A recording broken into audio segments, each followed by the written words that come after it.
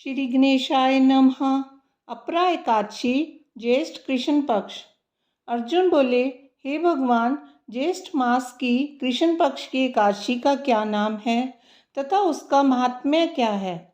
इसमें किस देवता की पूजा की जाती है तथा इस व्रत को करने की क्या विधि है?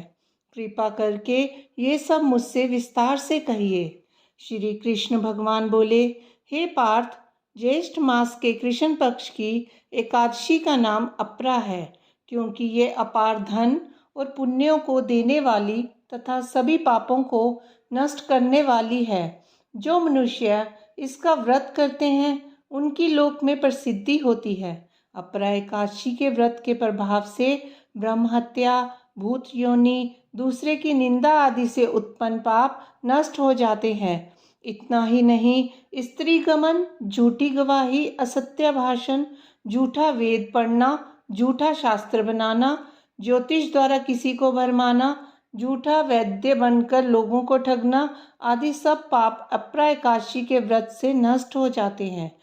जो क्षत्रिय युद्ध क्षेत्र से भाग जाए तो वह नरक को जाता है, परंतु अपरा एकादशी का व्रत करने से उसे भी स्वर्ग की प्राप्ति होती है। जो शिष्य गुरु से विद्या ग्रहण करते हैं परंतु बाद में उनकी निंदा करते हैं तो वह अवश्य ही नरक में जाते हैं। वह भी अपरा एकादशी का व्रत करने से स्वर्ग को चले जाते हैं। जो फल तीनों पुष्करों में स्नान करने से या कार्तिक मास में स्नान करने से अथवा गंगा जी के तट पर पितरों को पिंडदान करने से मिलता है, वह अपरा एकादशी का व्रत करने से मिलता है।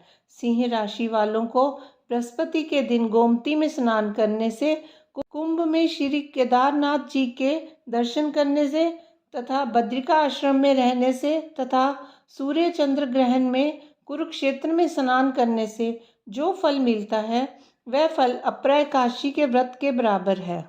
हाथी घोड़े के दान से तथा यज्ञ में स्वर्ण दान से जो फल मिलता है वह फल अपरा के व्रत के फल के बराबर है। गो व भूमि या स्वर्ण के दान का फल भी इसके फल के बराबर होता है।